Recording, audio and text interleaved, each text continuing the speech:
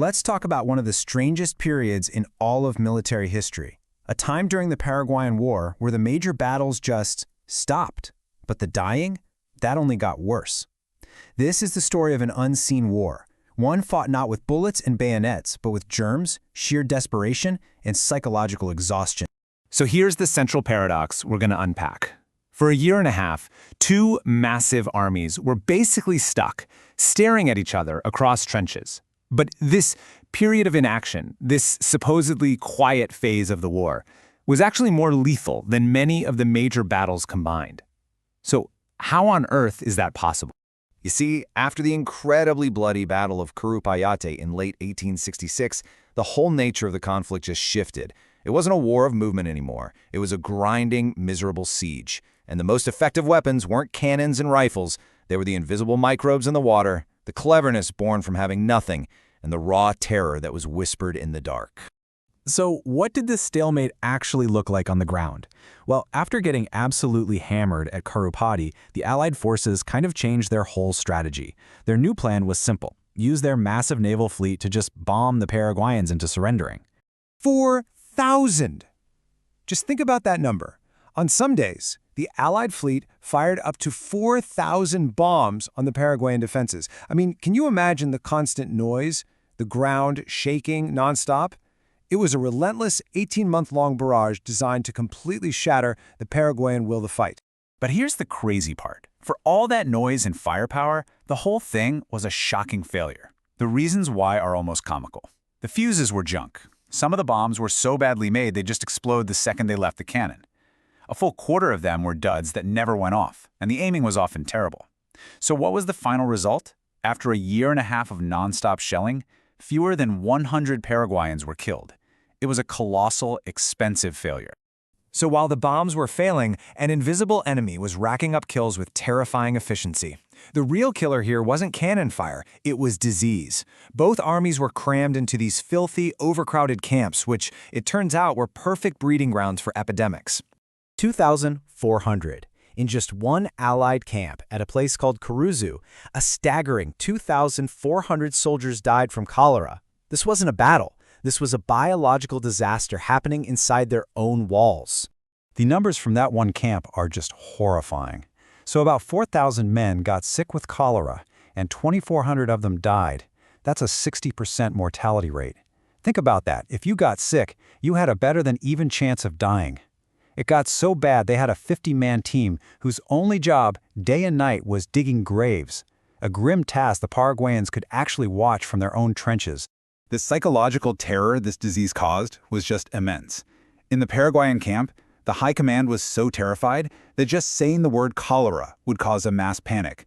So they outlawed it. You couldn't say the name. So the soldiers, they came up with a code name for it: Chain. That simple nickname tells you everything you need to know about the fear that was gripping that army. A quote from someone who was there just captures it perfectly. They said, "The epidemic behaved like a fire in a dry haystack. You got thousands of men packed into these awful conditions. Cholera just ripped through both armies, killing people with an efficiency that no cannon could ever hope to match. The biggest threat wasn't the guy on the other side of the battlefield.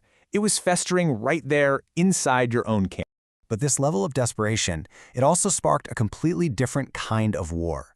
A war of ingenuity. Because they were facing a total blockade, and their supplies were running out, the Paraguayans were forced to get creative in some really remarkable ways. And maybe nothing shows this better than the story of a massive cannon they called El Cristiano, or the Christian. To build this thing, they collected the bronze bells from every single church in the entire country. Think about that. These symbols of peace and prayer were melted down to create a 12-ton weapon of war. It's just a stunning piece of engineering that was born from absolute necessity. And the ingenuity didn't stop with that one cannon. Oh no, the entire country basically became a giant laboratory for improvisation. They ran out of paper, so they figured out how to make it from wild plants. They scraped cowhides to make notebooks. When the soldiers' uniforms wore out, they literally went to the capital's social club and cut up the ballroom carpets to make ponchos. Even kitchen copper pots and pans were collected and melted down to make more cannons. It was a total mobilization of every last thing they had. And this really shows you the incredible technological gap between the two sides. I mean, the Allies had the latest state-of-the-art rifles, this huge naval fleet, they even had high-tech observation balloons. And the Paraguayans? They're reboring old cannons so they can fire captured enemy shells, and melting down pots and pans. It was a true David versus Goliath situation, pitting scrap metal creativity against industrial power. This long, grinding stalemate also became a psychological battle. It was a war of nerves, where getting inside the enemy's head was just as important as shelling their trenches. The Paraguayans, they found these really unique ways to fight back psychologically. Whenever the Allied fleet started its daily bombing run, the Paraguayan soldiers would pull out these rustic trumpets made from animal horns. They called them turututus. And all down the line, they'd start blaring this coordinated wave of noise, this infernal music, specifically designed to annoy the Allied commander. And apparently it worked. It drove him almost out of his mind. That's psychological warfare with homemade instruments. So the Allies bring this brand new piece of military tech to the front lines, an observation balloon. For the first time, they can see right over the Paraguayan defenses, map out where their artillery is, and watch every move they make. So, how do you fight an eye in the sky? Well, their solution was brilliantly simple and low-tech. The Paraguayans just kept huge piles of grass ready all along their front lines. The second that Allied balloons started to go up, they'd light the fires. This created a massive smokescreen that completely blinded the observers up in the basket. A multi-thousand-dollar piece of technology defeated by a few bundles of burning grass. Genius. Now, the psychological war was also being fought internally. The Paraguayan president, Francisco Solano Lopez, was an expert at using propaganda to keep control and fuel hatred for the enemy. He spread rumors that the Allies had poisoned the water supply. He even invented this terrifying story that a balloon was found filled with a horrific poison that was designed to wipe out his entire army. It actually caused such a panic that the soldiers who found it were put in quarantine for 2 weeks.